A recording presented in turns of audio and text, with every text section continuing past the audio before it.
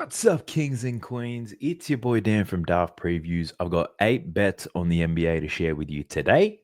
But before we get into those bets, I want to show you guys a bit of a joke. Now, this comment had me absolutely rolling. Now, I don't want to make fun of nobody, but basically, this person said, how do you go 6-2 and call that a winning day? Meaning you get 6 right and you get 2 lost. Because if you parlayed everything together, that's a losing bet.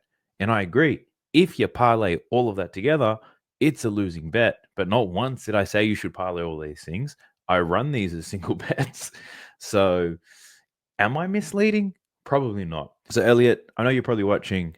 Get your fingers ready to put the next negative comment that you can come up with. But honestly, I hope you're good, man. You're probably new to this. We're not betting parlays here. We're betting straights. If you want to bet parlays, pick your favorite bets and then you make the decision to play it.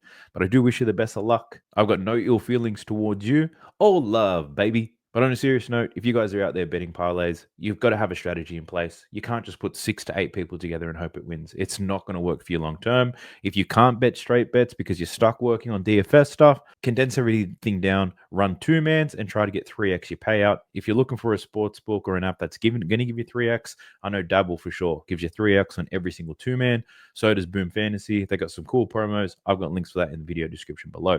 Now let's recap the day that was. Then I'll show you all the bets that I've got for you. Let's go. Now, I did title this video 7 straight winning days, and technically it was, but it's not a winning day that I'm proud of. So firstly, VIP went 0.2 units in the profit. We didn't lose money. It's the worst day we've had in a week, and it was slightly in the positive. So it's not all bad. The bets that I shared with you guys, I shared 10 on the last video. 9 were playable because Brandon Ingram had a sudden illness or something, so he didn't play. So there were 9 bets on the board. We went 5 and 4 on those bets. So again, a slightly winning day if you bet like a mature adult and ran them as singles. So I'm going to take that. If I put the title of 7 straight winning days, you know that's going to help me grow this channel, and that's what we're all here for, right? So help your boy. If you want to help me grow, subscribe to the channel because I'm dropping heat like this every single day. Now let's recap the day that was. I want to spend some time talking about the losing bets because one thing about being a mature sports bettor in this space, you need to know how to handle your losses. And this is how I do it. I review the bets that lost, try to understand why it lost. Then I have to determine, did I make a good read on this or not? Because a lot of the times, unpredictable shit's going to happen. But if there's something I missed in my research, it's something I need to learn from and be better for next time. Pascal Siakam, I took him for over 20.5 points. He had 12 points in the first half. Hallie went crazy in the second half. Pascal Siakam switches roles, only scores 2 points in the second half, but racks up 5 assists. Now, I don't think anybody predicted Tyrese Halliburton to shoot the ball 20-something times and score over 30 points. I'm going to say it wasn't such a bad bet. It was looking pretty good. Adjustments happened. Halliburton went crazy. Nothing you can do about that. The next one, Franz Wagner over 27.5 points. It was a popular play on the board, and the Charlotte Hornets, they must have known that because they sent more doubles his way. And at first, he looked shocked. Barely shot the ball in the first quarter. Over the following 3 quarters of the game, 15 shots in the last 3 quarters. He made an adjustment, did score 21 points. I honestly don't think that's such a bad bet. Like Charlotte Hornets, double teaming anyone out of this world. They don't normally do that. They were locked in. Made some adjustments, and it worked for them. They played a lot better, kept it close. They still fucking lost, but we lost that bet on Franz Wagner. I don't hate that bet. I definitely run that back. Then we had Derek Lively over 7.5 rebounds. He gets 4 rebounds in 10 minutes. Then he doesn't return to the game due to an illness. I had no idea this guy was sick. Gafford gets 9 rebounds in 23 minutes. Kleber gets 7 boards in 19 minutes. Had Lively been playing his normal game time, I'm sure he would have gone over there. So I don't hate the bet. Do I need to research the lineups? I do. But the thing is, I'm putting these videos out, 14 to 16 hours before the lineups are even confirmed. We got burned on that one, and it sucks. Now, Zubac had him over 10.5 rebounds. He did rebound well. He had 10 rebounds in the first 3 quarters. Unfortunately, there was a blowout. Didn't play the fourth. I swear to God, these LA Clippers starters, you might as well have them on part-time contracts. I can't remember the last time they all played the fourth quarter. Like, there's so many times where Ty Lue doesn't play him, but it makes sense. Down 20. The other thing, Kristaps Porzingis, I did not expect him to return in this game. He didn't stop Zubac from getting rebounds, but he did help in the blowout, right? Defensively, the Celtics were excellent, blew the Clippers off the park. It was a little bit risky once KP made that return, and he was good. And Zubac, he played excellent, but didn't get the rebound lines for us. So it's another one where I'd say the read wasn't so bad. I'm happy with that. I definitely run that back again. And for VIP, I put an extra play down. Lou Dort over 16.5 points and rebounds. He plays 39 minutes, more minutes than anybody else. He gets 10 rebounds and he scores 0 points. He attempts 2 shots. Everybody attempted more than 2 shots in this game. Lou Dort. Now, I'm going to say that's a bad bet. Now, the reason why it's a bad bet is Lou Dort's last 2 games, he had shot horribly. One angle you could take is I expected him to bounce back here. He had an excellent matchup, especially for spot up shooters. Best matchup. He's killed this team in the past, and I expected him to bounce back. But in reality, Lou Dort must have been shook. He's been shooting horribly, came into this game, didn't even look at the basket. So you need to factor those types of things in. Not everybody bounces back after poor performances. Some people go into their shell, and Lou Dort definitely did that.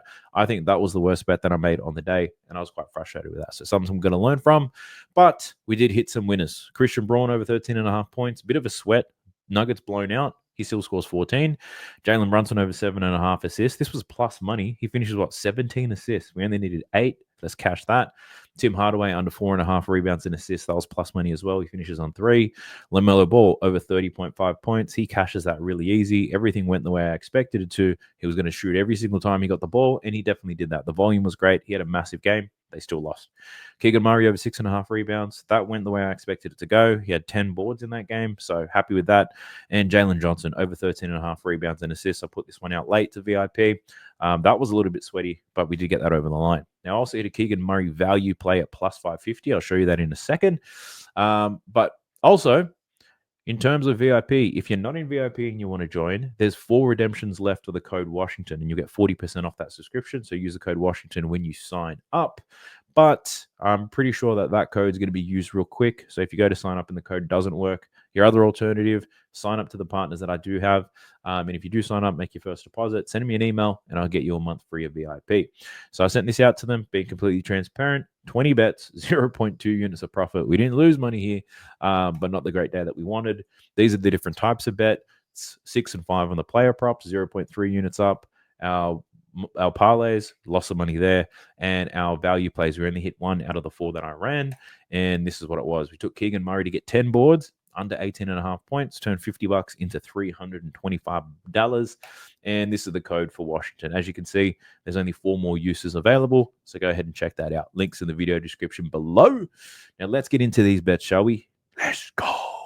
So we're jumping into Props Madness, and you guys know this is the best tool around. All the content creators who do NBA stuff on Twitter, Instagram, YouTube, they are all using this. Some of them just ain't telling you. So I think you should check it out. 7-day free trial in the video description below. You'll also get 25% off if you sign up using the code DAFT. Now, we've only got a 5-game slate here, and I do have bets in 4 of them. And in those 4 of them, some of them are quite related, but I'll take you through them. And if it's something that you like, go ahead and jump on it. If you don't like it, don't bet it. Please don't bet and follow me blindly. You're going to make your own decisions at the end of the day.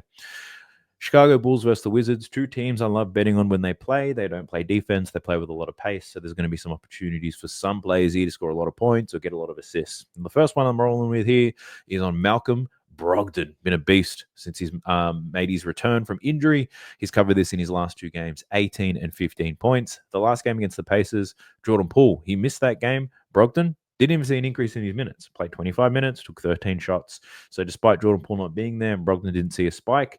Against the Celtics, Brogdon played 26 minutes in that game. And I'm expecting him to play something similar here, around 25 minutes here against the Chicago Bulls.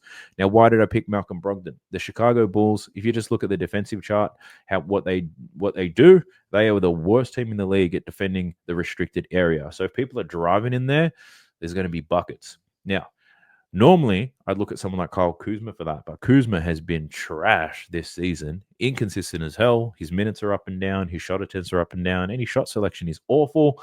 Jordan Poole doesn't score many points in the restricted area, tends to live out on the perimeter, and the Bulls half decent at that. But Malcolm Brogdon, 44% of his points are around the basket, and I like him to take advantage of this matchup here. So not only does he score around the basket, but all of his play types, I think they're going to be really good. He suits this type of matchup against the Chicago Bulls, who have been getting drilled by similar types of players. So I do like Malcolm Brogdon to go over 14.5 points. Jordan Poole is a game-time decision, but whether he plays or not, I think Malcolm Brogdon, he still scores some points here. In the games that I've watched with Malcolm Brogdon and Jordan Poole together, Jordan Poole falls into a facilitator role, which is quite strange, and Malcolm Brogdon He just attacks the basket. So I do like Malcolm Brogdon to go over his points line. The other bet that I did take was this one, Nikola Vucevic. I took his over 20.5. You can catch a 19.5 out there. You're going to have to swallow a bit of juice here, but I'm not overly concerned by that. Now, Nikola Vucevic has been very consistent this season. The line at 20.5, one of the highest he's seen all year. It's his first game against Washington this year, and I can't wait to see what this man does. This matchup against Washington is fantastic. Vucevic scoring a lot of his points in the pick and roll. This Washington team, bottom 3 in the league at defending that. He also scores a lot of his points in the restricted area under the basket. And as we spoke about, both teams terrible defensively. This Washington team, bottom 7 in the league at limiting points in the restricted area. They're also terrible at defending the mid-range and above the break. Nikola Vucevic loves scoring above the break, loves scoring in the paint as well. And if we just look at the games where he's had similar types of matchups, in terms of teams that don't defend the paint very well, let's just take a look at that. When he's played the bottom 15 teams in defending the paint, just take a look at what he's done against the Pelicans, the Grizzlies, the Nets, the Timberwolves. 5 games this season, averaging 24.4 points per game. Absolutely smoking those guys. They don't defend the paint. So Vucevic, he's going to go to work here. So the matchup is a real good one. He had a massive game against them last season. He absolutely smoked them in one game. And I'm looking for Nikola Vucevic to smoke them again. Whilst we're on this game, though, I wanted to share a couple of leans with you real quick. Give you as much value as I possibly can. Now, leans meaning I'm not betting these, but I was close to. The first one is Josh Giddey over 5.5 assists. He's got an excellent hit rate on the year, 12 out of the 18. The matchup against Washington's great. They give up a lot of assists. And who do you think's going to be running this pick and roll with Vuce, right? Josh Giddey's going to find Vucevic to score. He'll find Zach LaVine out in transition to get some buckets too. The main concern here is that these odds are absolutely trash. This line's going to move to 6.5. And at 6.5, you're probably going to get plus money. And I'd probably, if I had to bet it, I'd take it there. But at the same time, Josh Giddey, if he's not good defensively, they're not afraid to pull him and let Kobe White run the point. Just Dosunmu, he'll get more time. So the minutes there, if Josh Giddey's not playing well defensively or he's not shooting well, that could rob him of some time. And the odds that we're getting, it's not something that I'm too interested in. But I think it's a good look. Maybe if you're running parlays, you can reduce him down to 4 or 5 assists. I think that's a really good look. The other one was Zach LaVine and his points. His matchup is ideal as well. He's been playing very well as a late. He scores in transition and above the break threes. Washington bottom 10 in both of those. So the matchup's fantastic for Zach. And he's got great form coming into this. I just know that the way that the game's typically played, especially this Bulls team, they look to get Vucevic involved first. And if Vucevic is killing the Wizards, there's probably no need to feed Zach LaVine. So that's the way that I interpreted all the data. And based on what I've seen, I do like them both to go over. I'm not going to bet both of them to go over in the same game. I lean to the over for Zach for sure, but I'm betting on Nikola Vucevic in that one. In the next game, we do have the Milwaukee Bucks versus the Miami Heat. And I normally look to avoid Heat games because they can get production from a lot of different people. They play at a slow pace. They're probably focused more on the defensive side of things, but they're up against the Bucks. The Bucks don't focus on defense at all, but at the same time, the Bucks are playing quite well. So this is a game where I think it's going to be close. The spread is only a couple of points, I believe. Let me triple check that real quick. It's 2.5. Miami are favorites by 2.5 points. So I think your star players in this game are going to see a lot of minutes and a lot of time. The problem is a lot of the star players don't have the best matchup, I would say. Miami good defensively. Giannis matchup is tough. Dame's matchup is tough. And for the Miami Heat, the player that I'd say the only key player that has a good matchup here is Tyler Hero, and that's who I'm betting on. I'm actually taking the over in his PRA, 30.5 points, rebounds, and assists against the Milwaukee Bucks. Now, if we talk about scoring, Tyler Hero scoring in the pick and roll, shooting from above the break threes, right? 54% of his points from above the break. This Milwaukee Bucks team, bottom 4 in the league at defending above the break. They actually struggle with just high volume shooting guards as well. They've also got some good scorers out in the perimeter, and they don't have great defensive players out there. Taurean Prince, I think once upon a time he probably was good, but he's not anymore. Andre Jackson Jr., inexperienced, athletic, but I think he'll get caught slipping here. And I think Tyler Hero can have a massive game. If you just look at what he's done on the season, I've filtered out these numbers to include the games with Jimmy Butler, because Jimmy's missed a bit of time this season. He always does. And Tyler Hero's over this line in 6 out of the 10. He is averaging 32.7 PRA in those games. And if we look at the games where he's got an ideal matchup to score some points, where teams allow points from above the break, if we just exclude the top 10, not too much changes. But We know the matchup is great. We also know that the Bucks don't allow points in the paint. Fourth fewest points in the paint this season, which means Jimmy, who likes to score in the paint, Bam Adebayo likes to score in the paint. I think it's really going to open things up for Tyler Hero. And look at these numbers with Jimmy Butler. If we move away for the points for a second, and this is why I went with the PRA. His assist line's at 4.5. He's gone over this in 7 out of 10 games with Jimmy Butler in the lineup. When it comes to assists allowed, his Bucks team, not the best, 13th in the league, so the matchup's not too bad there. And if you look at his rebounds, his line is at 4.5. He's hit that in 8 out of 10 games, and he's up against the Bucks team who don't rebound very well at all. 7th fewest rebounds in the league. With Giannis out there, he's going to be taking a lot of people out when he drives to the rim. I think it's going to leave some rebounds to people like Tyler Hero or Jimmy Butler. They've got Brook Lopez going to be stretching the floor. Tyler Hero, he's not going to be defending Dame. He's not going to be defending Giannis. He'll most likely be defending Torian Prince or an Andre Jackson. He's just going to be sitting in the corner on the weak side. So he's going to scoop up a lot of easy rebounds as well. If I had to pivot, I'd probably just bet the rebounds. The odds for it aren't fantastic, though. But I'm just taking Tyler Hero to have a great overall game. He should see a lot of minutes. This game's going to be close. Tyler Hero should score. He should pass the ball and get a lot of boards as well. So I do like his over. The next one, I don't have to spend too much time on this one. I've bet this many times this season. Betting the over in Dame's rebounds. This is a hit rate play. His line's at 3.5. He's hit this in 12 out of 14 games. Man, 85% hit rate, averaging 4.6 rebounds per game. Now, in a lot of the games, he is just finishing on 4. But the reason why I like Dame here, should see a lot of minutes because this game I'm expecting to be very close. That game's close. Should be able to, these rebounds will just fall into his lap. Defensively for Dame, he's not going to be checking one of these high volume shooters or scorers anyway. They're going to look to hide him as often as possible. So he'll be sitting on the weak side a lot. He'll get a lot of boards, I think. Well, when I say a lot, I think he'll get 4. If we look at the games where he went under, he had only 2 rebounds against the Grizzlies. The Bucks lost by 23. And he had only 2 rebounds against the Cleveland Cavaliers. They only lost that game by 2 points. No Giannis in the lineup either. But Dame would have had to have been forced to defend Darius Garland, I believe. And in that type of matchup, you're not going to get too many boards. Darius Garland's not getting anywhere close to the rim. This Miami Heat team don't have anyone of that type of caliber that's going to take Dame away. So I think Dame, the rebounds are just going to fall into his lap here. I do like it. Over 3.5. Pop of the brakes real quick to celebrate with you guys.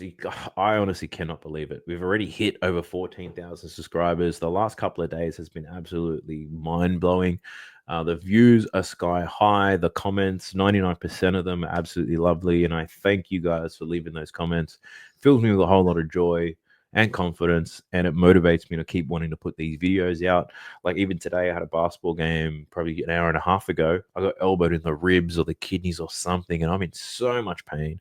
But I was like, I can't not put this video out. Like the comments are great, and you guys motivate me to keep doing great things. So I want to thank you guys for watching, commenting, subscribing, and I want to ask those of you who have not subscribed to hit that button because we're looking for 15,000. This train is just rolling right now, and I want to keep growing it. Honestly, the more it grows, the more opportunities that come. And if you don't know this, I wouldn't be able to create content like this full time. At the moment, I work 10 hours a day in a corporate role. I'm in a high position, but 10 hours a day, and I have 2 young children. I've got to commit to my family time. So the 3 to 4 hours that I have free at the end of the night, I do this. And I would love to be able to do this first thing when I wake up in the morning. And for those of you who subscribe or use all the links in the video description, you guys are helping me get there. So just want to say thank you. Help me get to 15,000. Now let's get to the rest of the bet, shall we? Let's go. Now, I haven't looked into this Rockets versus Timberwolves game just yet. Both teams pretty decent defensively, and I knew I wasn't going to find an easy matchup straight away. So I did go through the others. I'll look into that one probably tomorrow morning, and I might have a bet down for that. But looking at the Spurs versus the Jazz here, and I've got 3 different bets in this game, and being honest with you guys, a lot of it's probably correlated, right? So I think the one I'm going to start with here is the one on Victor Wembanyama. Now, for Victor Wembanyama, obviously missed a little bit of time, but he's just come back from his injury. Played 1 game post that, played 34 minutes, no problems, took 21 shots, yada, yada, yada. So the play that I have on Victor Wembanyama is a plus money play. And I'm taking his 3-pointers over, not 2.5, because that's juiced to the max, but I'm taking over 3.5 3-pointers. I got this for plus 135 on Bet365. Now you can see it here in this graph. I've filtered the games out with Jeremy Sohan out of the lineup. And Victor Wembanyama's hit this in 5 consecutive games now. Now, Sohan, he's still out. He's not back for this one. So Wemby, 5 consecutive games covering this 3-point line, and he's had double-digit attempts in 4 of them, 4 out of the 5. He had 9. He was shot 6 from 9, which is an outlier against Utah. Then he went a little bit happy with it, 6 from 12, 8 from 16 threes, 4 from 13, and 4 from 13 again once he's come back from injury against the Golden State Warriors. Now he's up against a Utah Jazz team that allow the 5th most 3-pointers made this season. Wemby scores most of his points from above the break, obviously bearing a lot of these threes. And Utah, they're bottom 8 in the league at defending that area of the floor. So Utah give up a whole lot of threes. And if you look at the types of players that the San Antonio Spurs have, they don't necessarily have gunners from deep. Vassell's not there. Champagne's shot is disgusting. It's ugly as hell. His jump shot looks like me. And Harrison Barnes, he picks and chooses when he wants to go for it, but he does shoot a lot of threes from the corner, Harrison Barnes. And this Utah Jazz team, pretty weak in the corners, but Harrison Barnes hasn't made it happen against them. But Victor Wembanyama, even in his games against Utah this season, 4 and 6 3-pointers. So he's covered this line in both of the games against Utah. He's in love with the deep ball at the moment. Utah, they can try to stop it, but I think Victor Wembanyama is going to take them anyway. He's shooting from the damn logo. The volume is going to be high, and we only need him to make 4 here. So I do like Victor Wembanyama. It's also plus money, right? If this was at minus 110, I probably wouldn't play it. That's a lie. I would still play it. But at plus money, I am definitely playing this. So Victor Wembanyama to take a lot of threes, make a lot of threes. Give me 4 of those suckers for plus money. My second play is on a man that's going to defend him some of the time. Now, I say some of the time because Walker Kessler, look at his games this season. I'm taking it under in his 10.5 rebounds, just to make it clear. Now, he's hit this in 5 out of 10 games. So it's like, what is the angle here? He also had 11 rebounds in his first game against the San Antonio Spurs. But in his most recent game, he had 5 rebounds against them, right? So what changed between the 2 games? Well, one, he played 7 less minutes. He only played 19 minutes in that last game against Utah. And it's not like it was against the San Antonio Spurs, sorry. It's not like this was a blowout. This was a 1-point game. The Utah Jazz won that game by 1 point. Now, what happened in that game? So, with Victor Wembanyama bombing shit from deep and playing a lot of perimeter basketball, you're kind of pulling Walker Kessler away from the basket every single possession. And if you got some big, lumpy, I was going to say some very awful things about him, but if you got a really big guy and he's forced to defend the perimeter, what's the point of having him out there?